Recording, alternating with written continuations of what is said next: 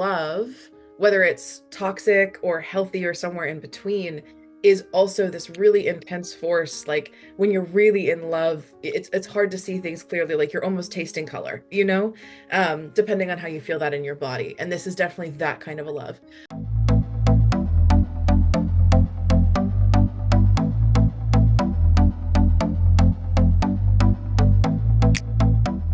So here we are with Saint Gibson. We're gonna talk about A Dowry of Blood, which I'm super excited to talk about. I've loved this book so much, and I'm so excited to talk with the author of this masterpiece. So welcome Thank here. you. I'm so happy to be here. Thank you for having me. Of course. First of all, I just wanted to ask you if you could maybe introduce new readers to the book, so people who don't know what the book is about, just like a little bit of the Yeah. plot and so on. Absolutely. So, A Dowry of Blood is a queer Dracula's Brides reimagining that is written in the style of a series of letters. So, it follows Constanza, who is Dracula's first bride or thinks that she is Dracula's first bride. And the book opens with her stating that she has killed him.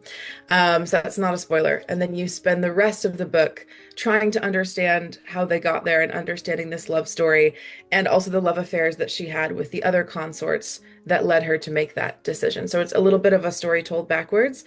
It's a little bit of a love story, but it really is a story about saving yourself and the people that you love from an abusive situation. It's a survivor story. Yes, perfect. That encapsulates perfectly the story.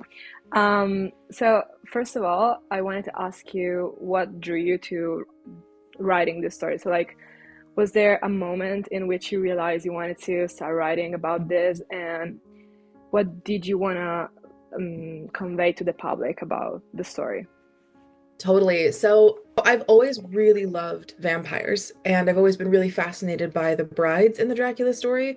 Like, I was like in love with all of them when I was like 12 and watching the Van Helsing movie with the brides in it. But when I was in high school and college, I really got into reading a lot of Gothic literature, both classic Gothic literature and contemporary. And the figure of the vampire was always something that I felt a personal connection to and that I was really fascinated by.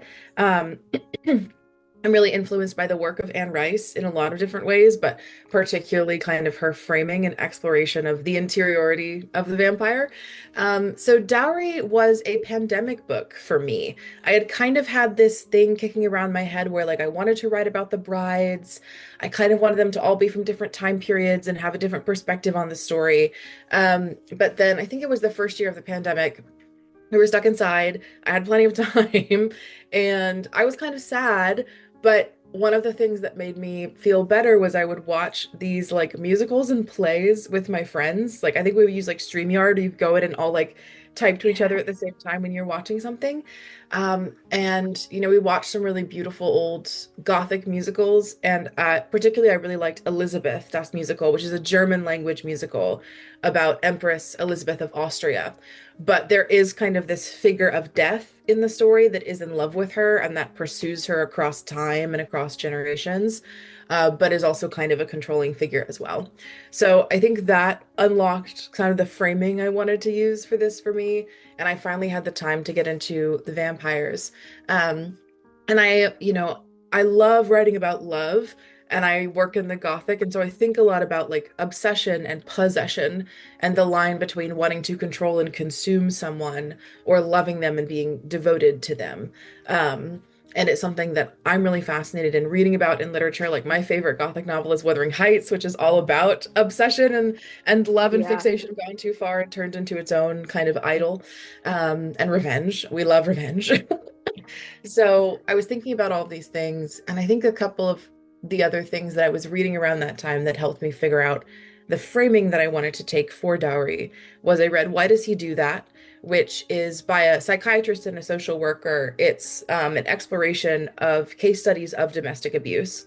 And the gentleman who wrote it particularly works with abusers who are attempting to change, or who are trying to regain some kind of access to children or intimacy.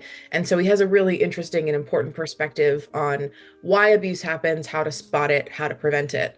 Um, And because I knew I wanted this to be domestic horror, I wanted it to feel very claustrophobic and real and have these beautiful, fantastical, supernatural elements, but have the horror be in the intimate control. And then I almost talked myself out of the whole book because I thought it was too weird. I was like, What? no, seriously, I like had written a couple of scenes and I was like, I don't know. Like, I was like, I just think the format is too weird. Like, I don't know if I was gonna read this. I don't think I'm smart enough to do this. Like, I just had that moment of doubt and I almost like put the project on a shelf. But then I read In the Dream House by Carmen Maria Machado, which is this amazing book about, domestic abuse in a queer relationship. But it's written like in this multi-genre, multi-format way. It's really experimental and really successful.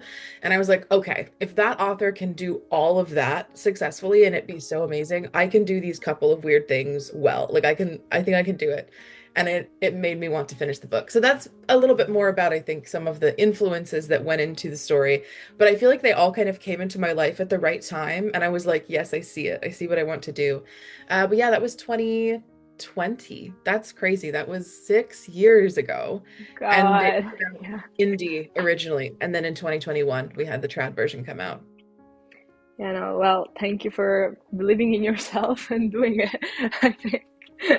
She's my girl. I'm so glad I did. But there was a couple weeks there where I was like, nah. It's okay. It's okay. The important thing is that we got there. Yeah. I know. It's good.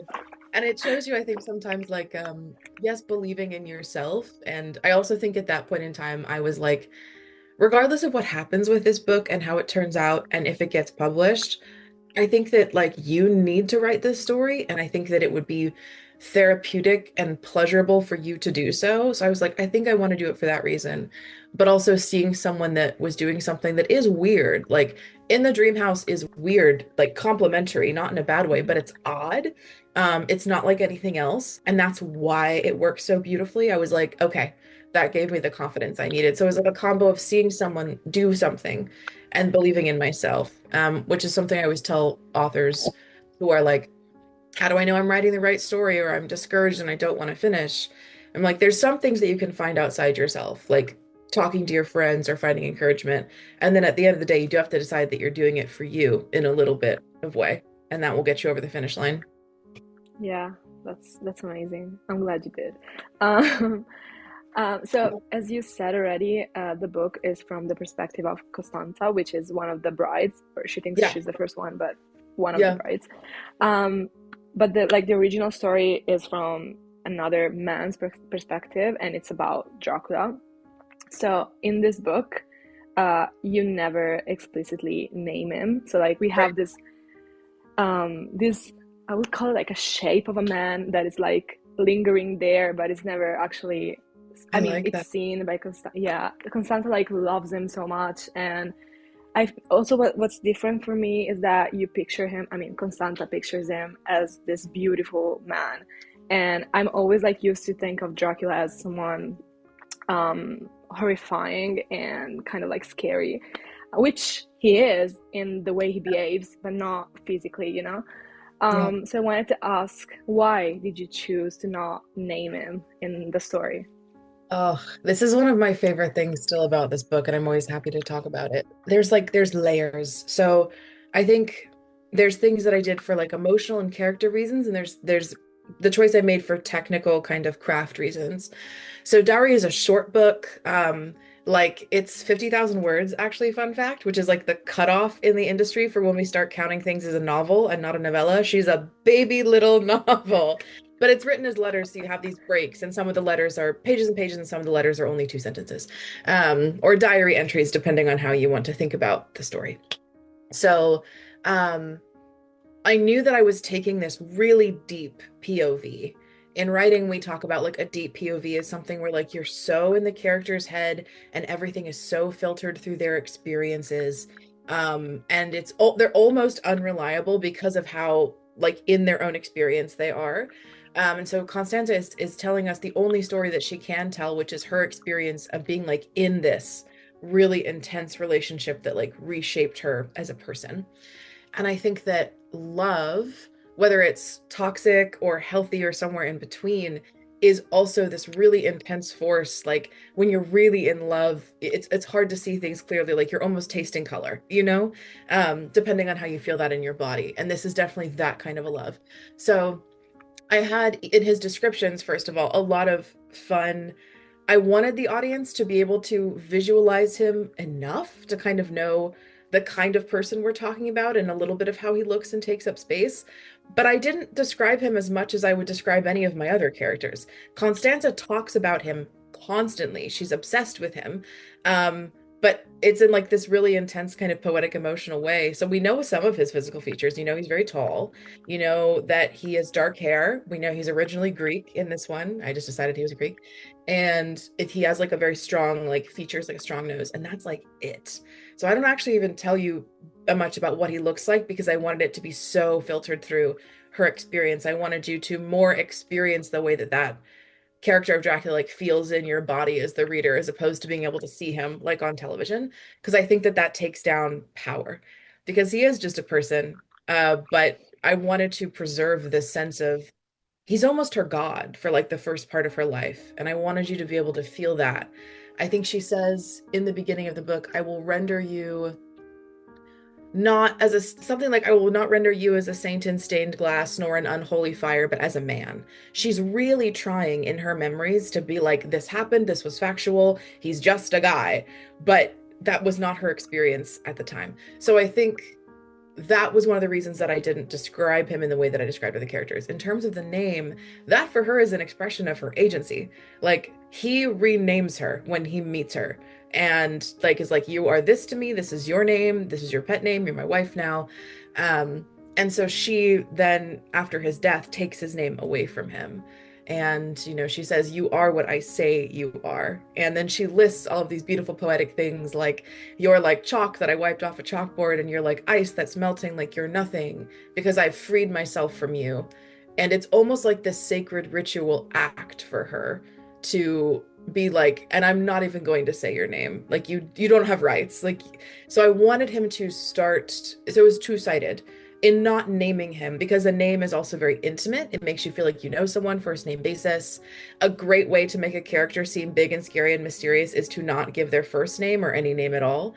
So in the first half of the book, I think it plays into that sense of her feeling like he's this divine, overwhelmingly like beautiful, controlling figure, that he's not even a person because she's so in love with him. But then by the end, it's like, actually, you suck. You are just a guy, and you're so much just a terrible guy that you don't even get a name. So that was some of the reasons, artistic or like character wise, that I made that choice. And then just technically, we've read a lot of Dracula stories.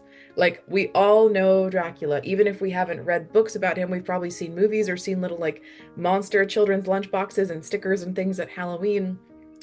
And I knew writing this that, this is in that tradition and it's a bride story, but it doesn't feel or have a lot of the hallmarks of some of the other Dracula stories.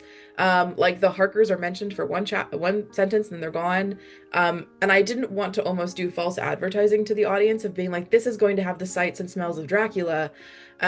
So that was also kind of a thing that I did to wave a little handkerchief to the audience being like, it's Dracula, but it's not. Like, if you like vampires, you'll like this, but don't expect me to do the Bram Stoker story beats because it's a totally different story.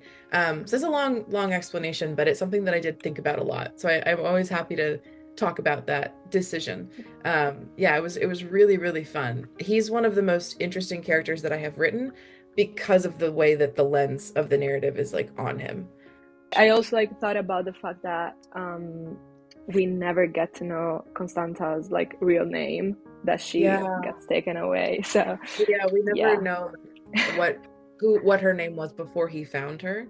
yeah, Which is something that still, I literally wrote this and it still like makes me sad. Like it's the right choice, but I wanted there to have a sense of loss in the naming too. Like she's actually forgotten it. She can never get it back, which I think is one of the reasons that she also is like, so I'm now going to take your name away when I tell this story because you took something from me. So there's kind of a sense of like agency yeah, and justice in that as well. yeah, that's perfect. And as you mentioned, the book is in a epistolary form, just like the original Dracula Yeah. from Bram Stoker. So I wanted to ask, Was it a decision that you made to like be true to the original piece, or was it something that you decided to do because other reasons? It was kind of a happy accident. I of course have had read Dracula, but it hadn't been recently. I love Dracula, but I hadn't read it in the couple years leading up to writing Dowry. But one of the things that I liked about Dracula was the epistolary format. Um, and so I kind of had that in my mind as like a motif that I liked, or not a motif, what's the word? A presentation of the story that I liked. Um, and I think the reason that I chose the epistolary format for Dowry was because of that super, super close POV. Like, Dowry is, I would argue, it's almost more prose poetry than it is a traditional prose book. I think you can make that argument. Because like the language that she uses is so emotional and so metaphorical, and we're so in her head and in her body. And she's also like kind of playing with time when she tells us the story because she's remembering some things in order, some things out of order. She interrupts herself, which is a fun thing you can do with epistolary, where like she'll go in and like scratch things out. Or there's sometimes where she's telling a story and she's like, and I should have known, and I should have done this, but I didn't. This is what I did instead. Because I think that's how we navigate our own memories when we're telling the story to people. It just worked really well for the book. And when I tried to, I didn't even try very many scenes to write them in more of a classic like chapter narrative written out block of text where people are talking and noticing things. But it didn't feel as intimate and immediate. So I was like, okay, we're gonna have to do this style to make the story work in the way that I want it to work. And so it was just, I was like, oh, and that's also how Dracula is written. This is perfect. The vampires love to write letters. And so then it kind of became this loving homage to Dracula as well that I kept in mind when I was writing. But it was really just, I think, what had to happen for the book to work the way I wanted it to work. It was the tool that I needed, but apparently it was also the tool that Bram Stoker needed. So One of the main themes of the book, that it's also like the theme of Costanza's life, basically, yeah, is toxic love and control and the way she's manipulated by Dracula in this case, or yeah. this man, and emotional abuse, of course. So I wanted to ask, how did you approach portraying these themes in your book, and these dynamics that are like very like I don't know, they made me suffer while reading them, Mm. um, with the way that you did, so like empathically and trying to like portray them to the reader. Yeah, absolutely. I think, like I said before, I love Gothic literature so much. My books are all Gothic. Even like Summoner's Circle, which is a kind of a fun, frothy urban fantasy, still has these Gothic themes in it. And then all the Orbit books are super Gothic. And that is such a theme of the Gothic. I always joke, it's not a joke, it's the truth. I will sit down to write a new project and be like, this one's not going to be a Gothic. I'm going to really do it to them. They're going to never see it coming. And then I'm like, oh no, we're in a haunted house with a family curse and it's raining. But that is one Oops. of the themes that I'm so drawn to in the genre, you know, acknowledging the power of love or of family or of friendship, these like intense pair bonds that are also so tied to our fears and our traumas or our desire to control the people that we love. Like that experience for some people can be a lot closer than others. And I also think like there's so many narratives around it just in our culture we have about like, oh, love makes you crazy and like do anything for love. And like, yeah, he's controlling and jealous, but because he loves you, or like, yeah, she was like screaming at you and throwing things, but she loves you. And there's the feeling of love. There's the feeling of, attachment and passion and connection. But there's the act of love and the demonstration of loving someone. And that is where I think we get, these phrases around like love is patient, love is kind, love does not hold grudges, love does not control you. And it's that friction that's always really interesting to me. Um, and, you see this so often demonstrated really clearly in these romantic situations, because I think that we wave away so much bad behavior because, like, oh, they're obsessed with each other, they love each other, they love to fight. It's like, this is still not how you should treat someone that you love. It's still not okay. And there's something very gothic and very creepy with like the creeping dread of the slow way that abuse can take root in a relationship because it usually doesn't start with someone locking you in a house or hitting you. But it starts in these early, smaller ways, and that sense of like unsettled dread and not being able to fight back or to argue. Um, and that to me also just lended really well to this vampire narrative where vampires are so often linked as a monster to their, sexuality and to their emotions and to their ability to like seduce and control and consume their beloved or their victim. And I think a lot of people who have felt like they have been toxic in relationships really identify with the vampire as well. I think we're all capable of overstepping and being obsessive in a bad way sometimes. So those were all the things that were swirling around my head. And, I think the vampire is such a good place to do that. And other people have done this. Interview with the Vampire, especially the new AMC show, really is just like exploring this from so many different angles and playing with time. And I'm like, they get it. They get it. They get it. They get it. It's so I love good. it. I love it. So good. It makes me just like cry. It's so good. So yeah, that's kind of how I was approaching that. I got distracted talking about this. You were asking about this obsessive love in the story. Oh, I remember what I was going to say. I'm talking in circles. You can tell I have ADHD. It's okay. But the other thing that I wanted to really explore was, the perspective of the victim and the perspective of how different people with really different personalities and backgrounds can still find themselves in a bad situation, maybe even with the same charismatic bad guy. Because all three of the brides, or the consorts to be more correct, because Alexei is a male bride, are so different, and they want different things and they need different things, and they also handle the abuse in different ways. Magdalena definitely fawns. Like, she's that person who in a bad situation is like, baby, it's okay, don't be worried, don't be mad, like, I'm so pretty, I'm so cute, like, just calm down, like, never holding him accountable because she's just trying to like keep things from exploding. Constanta really like freezes and just like goes with it. And she's like, yeah, sorry, whatever you say. She's like the good little foot soldier. And Alexei is more of a fighter. Like, Alexei will fight back, he will argue, he will pick fights and try to express himself and express his agency and his freedom in that way. And so I wanted to show those different ways that people often act just to survive in abusive relationships and to try to get intimacy and care, which is not their fault, but ends up being dysfunctional in its own way. So those were some of the things that I was thinking about as well. And I think for this story to work, it was also important that you don't see it from Dracula's perspective, not because he's not a person who isn't also making choices based on his own experiences and his desire for intimacy and care, but also for control. He's choosing control as a replacement for intimacy and care, and that's where we get bad. Um, and if you're a vampire who's like 1,000 years old, you can really hurt people, believe it or not. You can really just do some evil shit increasingly. So anyway, but it was really interesting. There's Orbit did a gold edition of Dowry. I can show it to you. I have it right here. We can Yeah. tell. Above my desk, you guys can't see this, but I have some of my favorite editions of all my books lined up. And I have her right here. Oh my God, that's beautiful. So this is the gold edition that my publisher did. These are still available if you want to get them. And like, oh my God, she's so beautiful. Like, That is beautiful, yeah. it's all Wow. gold and stuff. So, but the bonus chapter in this was me rewriting the first section of Constanta being turned into a vampire from Dracula's perspective. So I did that Oh, 5 years later. He never got to speak before that. And that was really fun. I did make myself cry.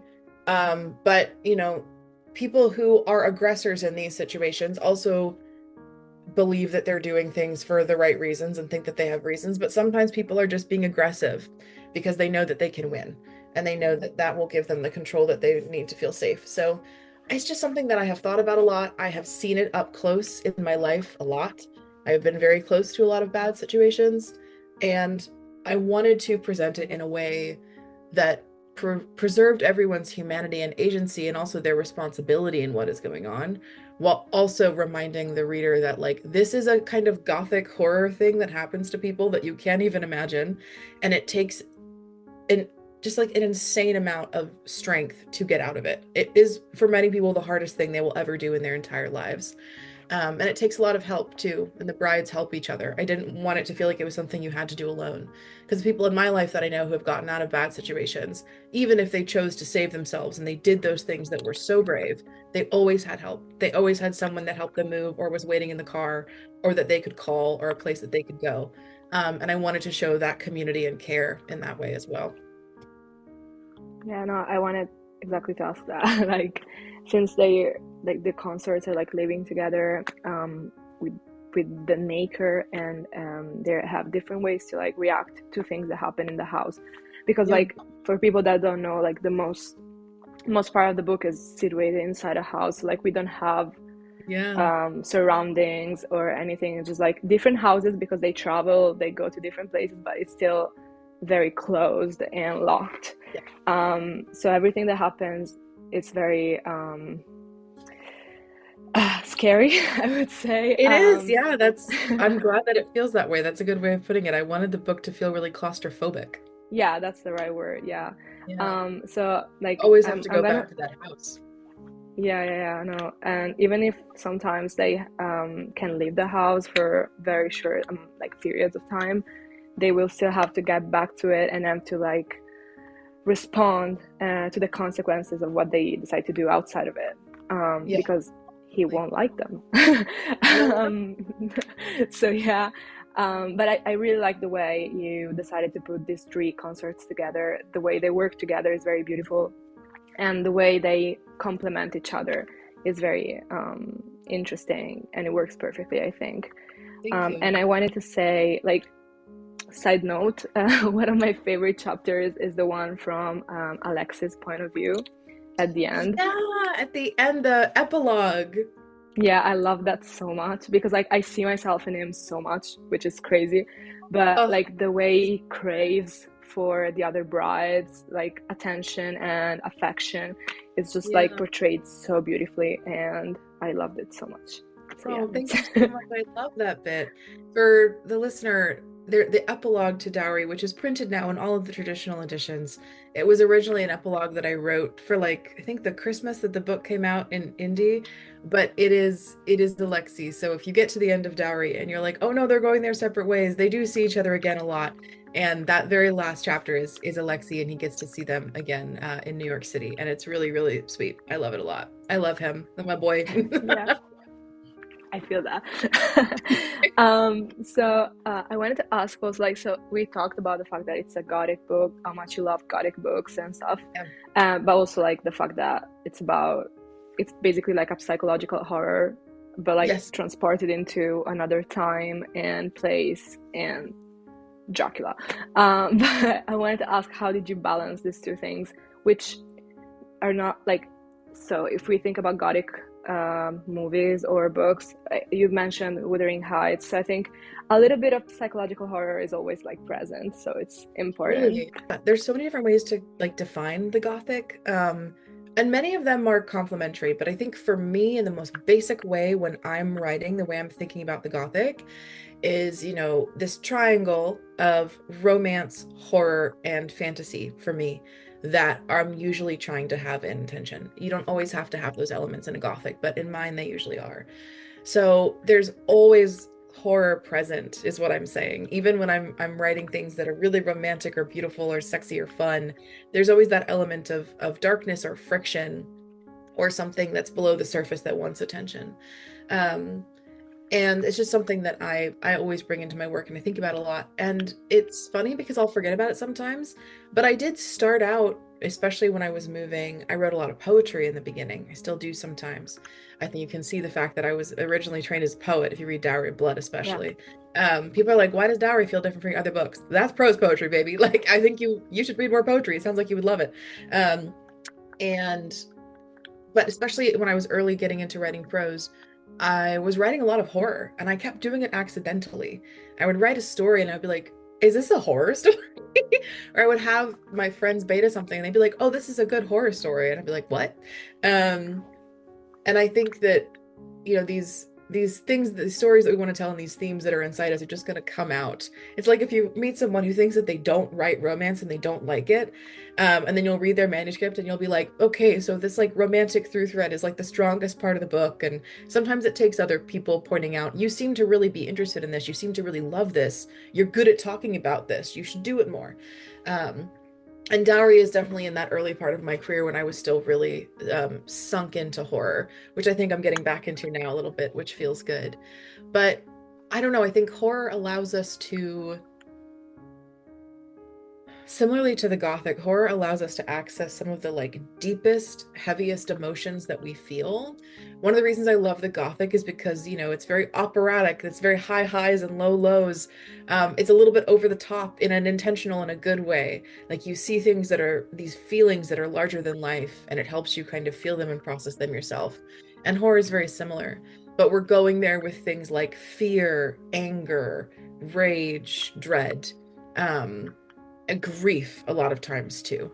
And I think there's something really sacred about having a place where those emotions can be as big and as messy and as wild and kind of disrupt the narrative as much as they need to.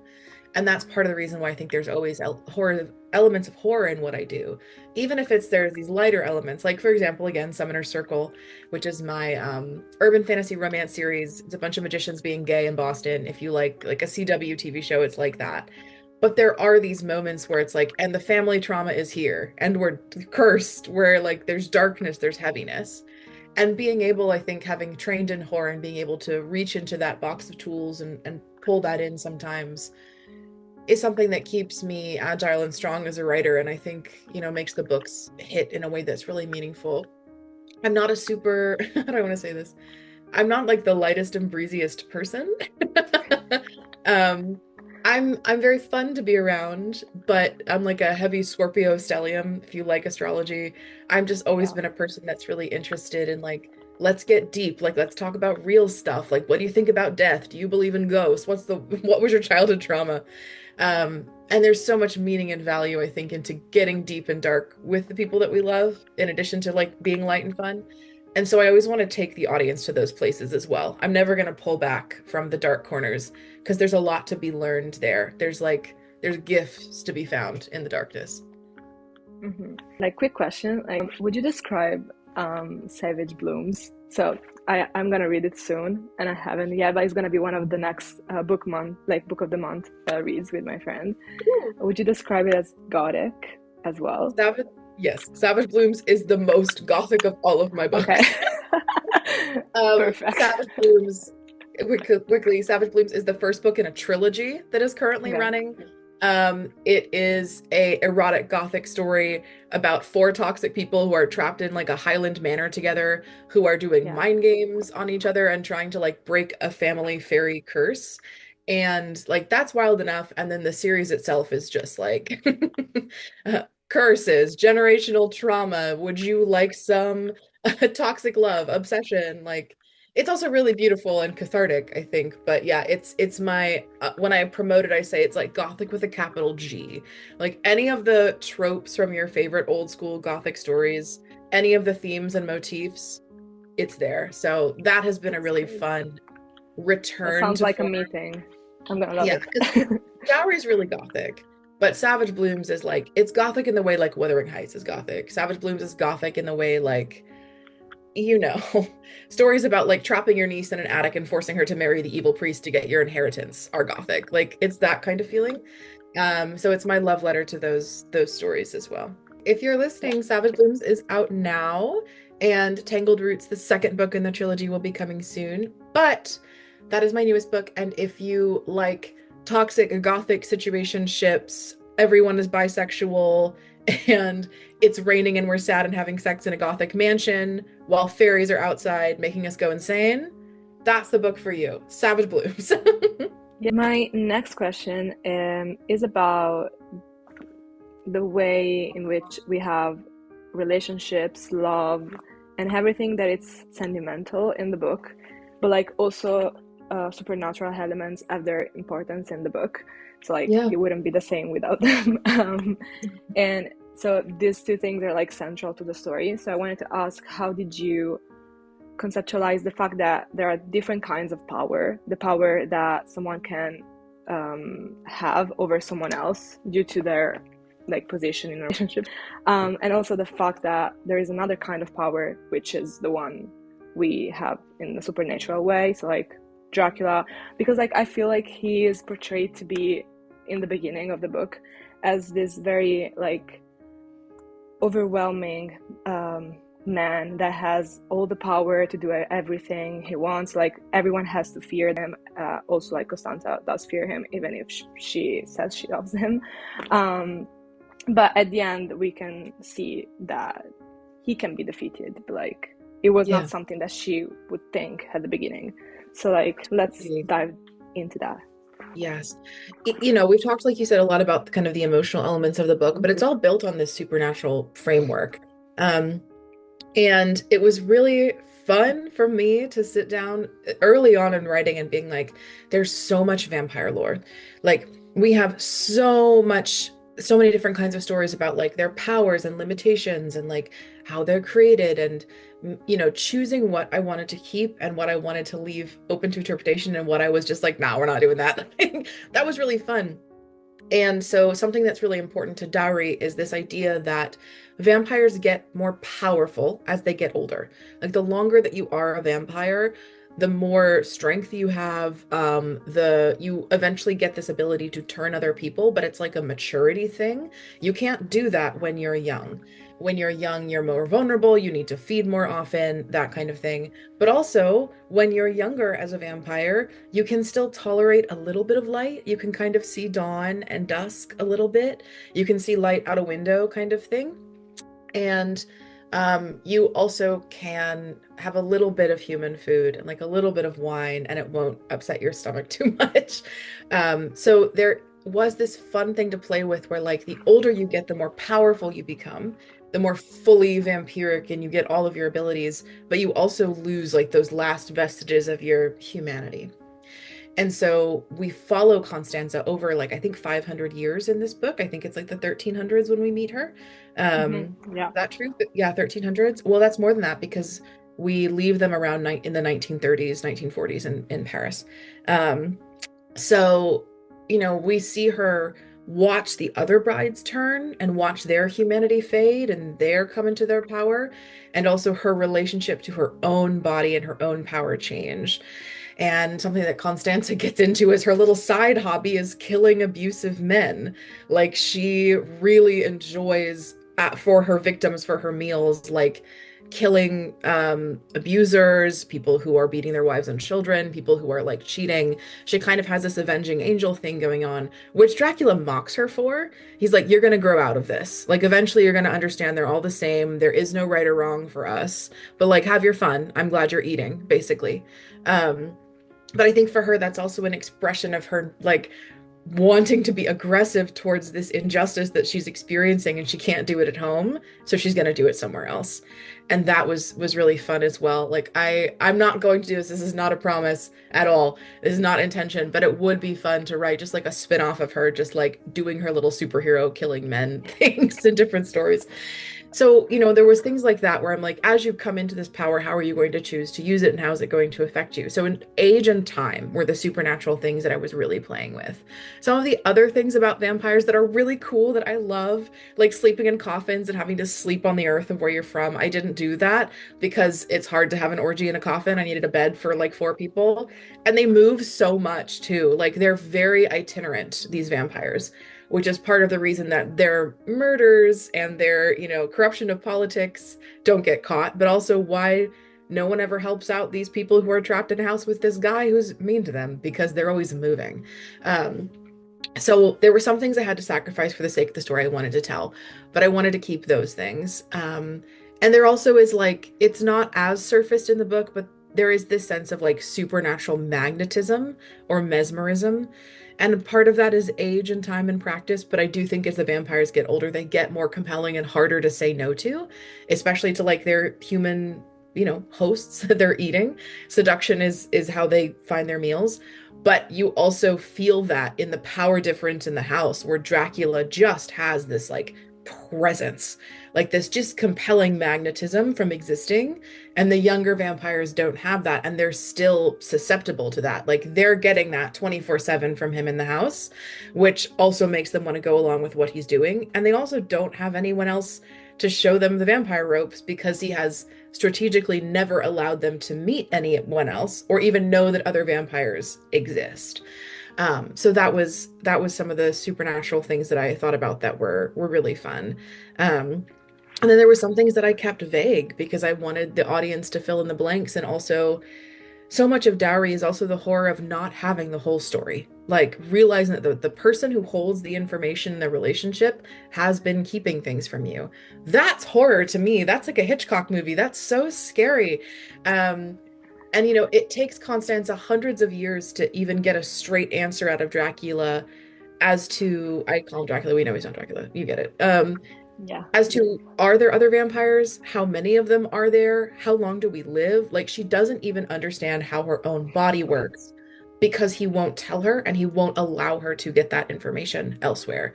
So there's that intermingling of like the psychological horror of control, but also the supernatural horror of like, you don't really know what's going to happen to you. You're going to have to wing this. How willing are you to take the risk to talk to someone else when you don't have all of the information? Which I found really fun, but also scary. Like it's spooky. Yeah.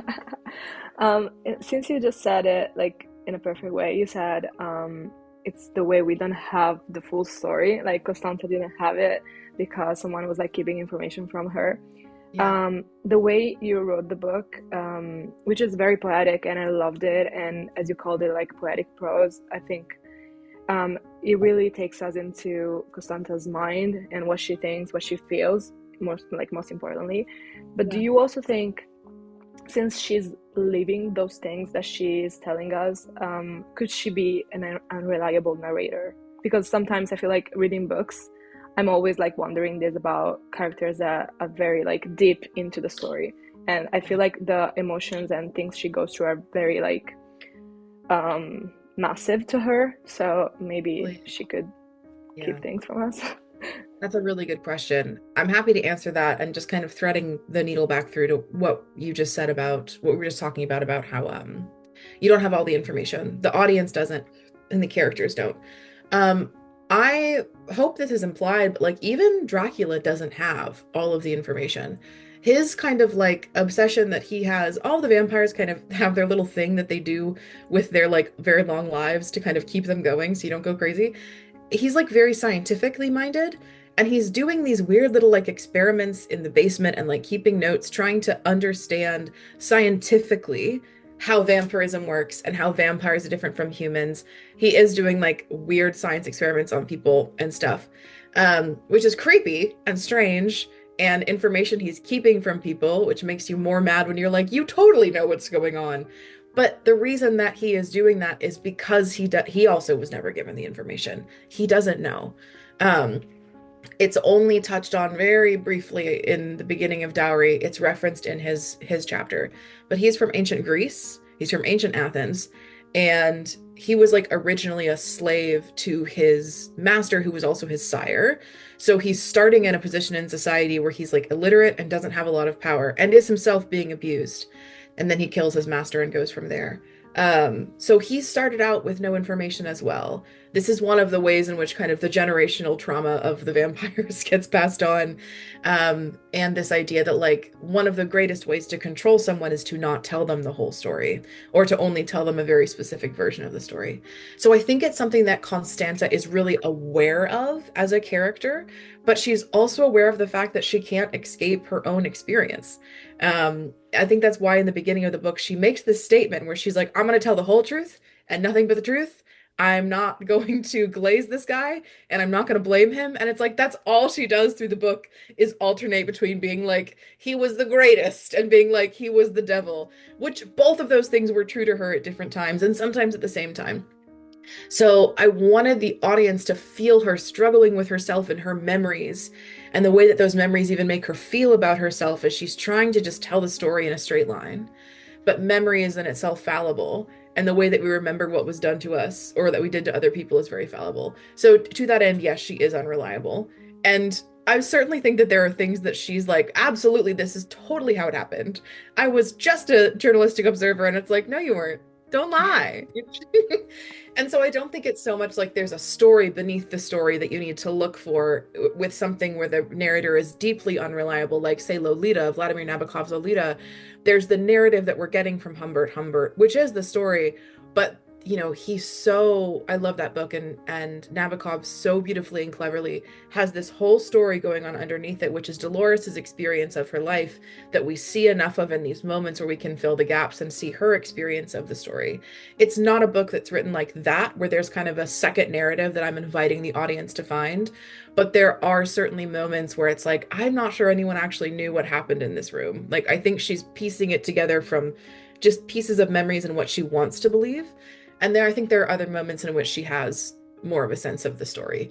But I tried to kind of also express how that feels in the text, where she's just like really overwhelmed and she gets very metaphorical and very like colorful and emotional, but she's not actually giving you a lot of information. Because I'm sure that's how it felt to her at the time, too. Yeah, no, that makes sense. That's why I asked. Okay, so basically there is a sentence that you used in the book through Alexis' voice, which is the way he defines the relationship with Dracula as a gilded confinement, which Yes. I really loved, by the way. And I think it's very, like, it just encapsulates like perfectly the way they behave in the house, because like everything is like, they have everything they need, but at the same time, they do because there is no other way. Like there is just this house and they're Wow. just there and they just have to do what he says. Right. And this is also a way that defines their relationship, and also the way that defines the relationship and the dynamic between the three of them, without Dracula, I mean. They're all in this together, basically. So I Mhm. wanted to ask, so this is also something that works for them because of the devotion they feel Yeah. to Dracula, so the man. So what do you like when you wrote it like this way in the book? Was there something that you hoped the readers would take away from it and maybe reflect on after finishing the book?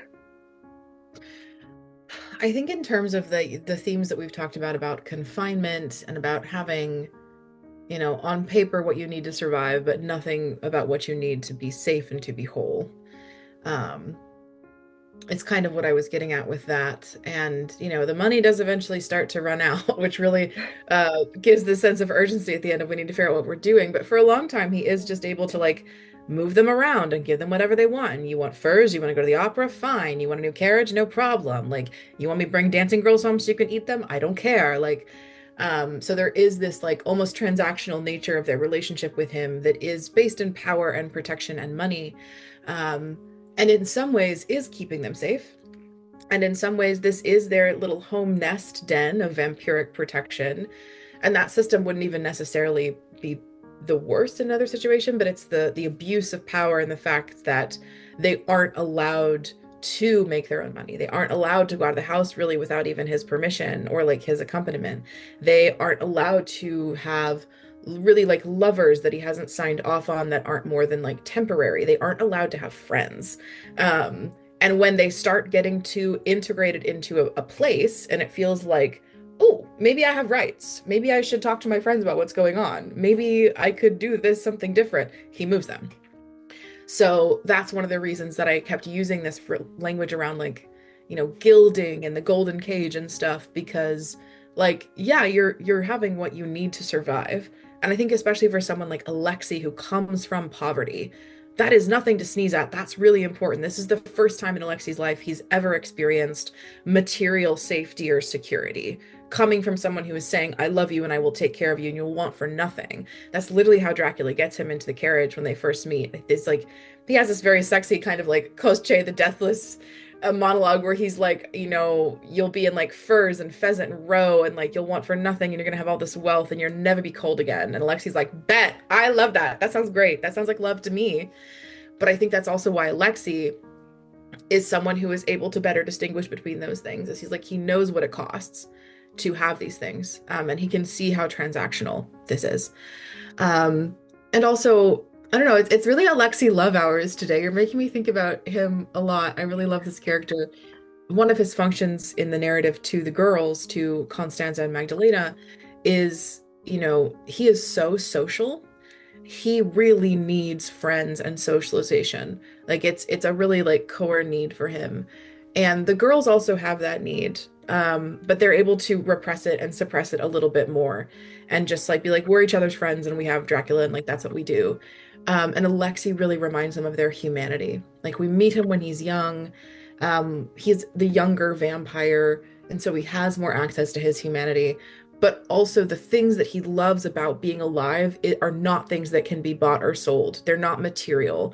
They're not transactional.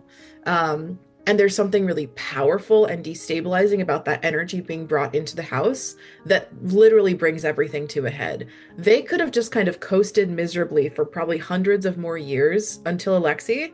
And Constanza even says that. She's like, he was our sun. Like, he lit everything up, but illuminated all these dark corners we couldn't hide from anymore. And I do think that there's something about seeing someone that you love, especially being treated badly in a way that you've also been treated, that you're like, wait a minute, things have to change. So yeah, that's kind of how he functions in that golden cage. And that's why he has those lines, is because he can so see it so clearly. He calls it like it is immediately. He's really smart, especially for he's very kind of socially smart and smart in those levers of power because he's had to kind of hustle to survive. And that's something I like about him a lot. And I think that that is one of the gifts that he gives to the household and gives to the girls. I was thinking about the fact that this confinement and this dynamic in which they find themselves, maybe they actually start to like realize it in different times. And also, like, we haven't talked about like mental health, which is super important, and in the character of Magdalena as well, Yeah. um, which I love the way you treated it in the book. And yeah. Mental health with Magdalena. Um, I I don't know. Like I always, I'm a freaky little goth child, so I was always playing like with my friends, being like, if you could be a vampire, like, would you do it? Like, what would you say, yes or no, kind of thing. And so I think about that like question with myself a lot, like, would I take the vampirism offer? And I always think about like, okay, but you take anything with you into eternal life, like you have to be with yourself forever. My mom used to say this thing like, wherever you move, there you are. Like, you can't move to a new city and outrun the person that you are. You can just change your circumstances. And like, living forever, you're going to be with yourself forever, or whatever people you're choosing to spend your time with. Um, and, Magdalena has, it's not named in the book, but bipolar, effectively. And so that is something that continues into her vampirism. And I wanted to portray that, and I wanted to portray how like this thing would maybe stick around or even kind of get worse with time, because that is something that happens with mental health. It'll get worse and then better, and it's really unpredictable. And also this sense of like her mental health is worse because of the situation that she's in. And Dracula like is annoyed by this. Yeah, world's worst boyfriend. He's like, she's doing this thing again. She's being miserable. Like, go entertain her. Like, I can't handle this. And it's like, you're the reason that she is so unwell. Which is not to say that people are the reason that we have mental health, but if we're in this acutely stressful situation, it will, we'll have more frequent episodes with bipolar. I have bipolar, so that's why I wrote Magdalena that way, because I kind of know how that operates. And yeah, it was just something that was really important to me to show. I think about mental health a lot, and it's something that's really interesting to me and complex, but I also love putting it in stories because it is just so normal. It's like this layer of things that so many of us have going on that interacts with each other. And I never want to stigmatize it, but I also never want to be like, and it's great and it's fun and we're all holding hands and kumbaya. It's like, no, this does indeed suck. It's just part of being alive. And so I wanted that to be kind of her part of being live. And this is kind of out of left field, but it's something you said brought it up that I wanted to mention. Another thing that was really important for me to write, because you were talking about the scenes where Constanza starts to be like, this is maybe Yeah, not a good something's situation for wrong. me. Yeah. I really wanted, and I did show that she tries to leave and then comes back. Because that is something that many abuse survivors have experienced, that they are led to be shamed for or feel guilty for, Leaving is really, really hard, and it usually takes multiple attempts. Like, that's actually the normal baseline of like most people will break up with or leave their abuser multiple times or once or twice before they're able to actually make a clean break. Some people are able to do it in one go, depending on the circumstances. But I think survivors are really often, they feel shame about that, or the world is like, why would you go back to him? Like, that's the thing that can't be forgiven. It's like, why would you even answer her phone call? But people really need support in that time, sometimes more than any time else. So there is a moment where she leaves and she's like about to walk, basically. And she actually leaves the house, goes and she goes to a cathedral. Yeah. They're in London, and Dracula goes and finds her and kind of just like yanks that leash metaphorically, and she goes back with him. And it's a very scary, sad part of the book, but I wanted that to be there. It's important because that too is a step towards her leaving. That is her putting things together and thinking and pushing on the bars of that gilded confinement and being like, what kind of life do I want? What kind of life do I deserve? She's like literally praying for strength in that moment. And then he comes back and she goes with him. But that was really important to me. So I think about that scene a lot too. Yeah, no, that's amazing. I mean, I loved it, and I just I think this book like gave me a lot to think about. I was like We love, dissectioning it. I was like, yeah, I love every single page of this book. So yeah. yeah, I'm so glad we got to talk about it. So my last question is a question that I always ask every author I talk to because I feel like it's fun. So I wanted to ask if you could share maybe any review or reaction or response that you got from readers that maybe stayed with you, that surprised you, or you liked particularly, or was funny, or I don't know, whatever you want to No, share.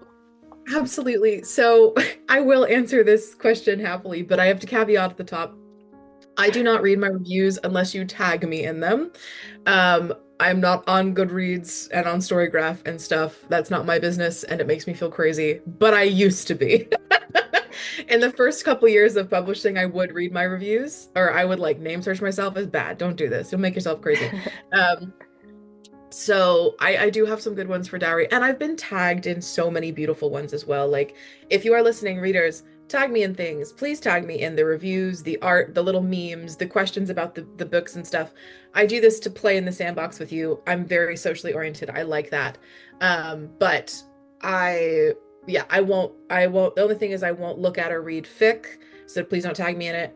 And I won't look at things I'm not tagged in. But all this to say, Dowry has been out now for like almost 6 years, my baby girl, and I've seen so many amazing things. I think on a more serious note, the reviews the comments that I get in reviews about Dowry and the things that people tell me in signing lines about any part that the book has played in them being able to leave a bad situation or just looking back and realizing that they were in a bad situation and helping them digest and process that and feel like they can forgive themselves or that they can find their own agency.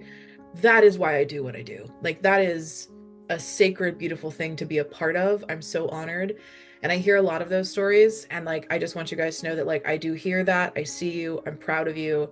The book is literally for you. Like, that is the dedication to this book, is to people who have escaped a love like death or who are still in its grasp. You are the heroes of this story. And that's really important to me. So I love y'all. You can do it. You can leave that terrible vampire. um, And kill but him. No, yeah, no, I never said. exactly. Take him, exactly. Take his power. Take his power. Whatever that means to you. And I have gotten some funny ones though. The best worst review I've ever seen of Dowry. It was like it was someone who just really, really didn't like the book. It was like a 2-star takedown. If you're out there, I respect you because this one was wild. And it was like one of those like bad reviews that's also like funny and witty. And I was like, I gotta give it to them. Like, they kind of had some points. But the takeaway from it that I always think about is they were like, this book is just people going to various European cities and having sex in them. And I was like, no, you weren't wrong about Fair. that. You did get me on that one.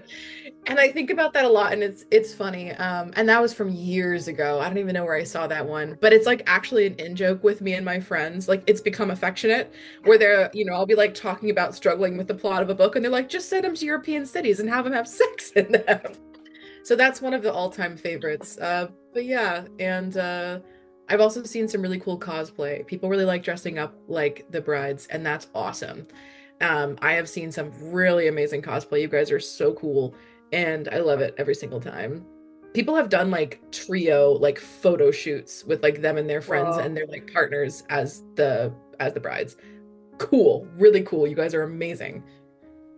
People are so talented. I'm shocked every time I see something on the internet. Like, I know. I'm literally. like, you did all that on Saturday? That's amazing. Yeah, so those are some of my favorites.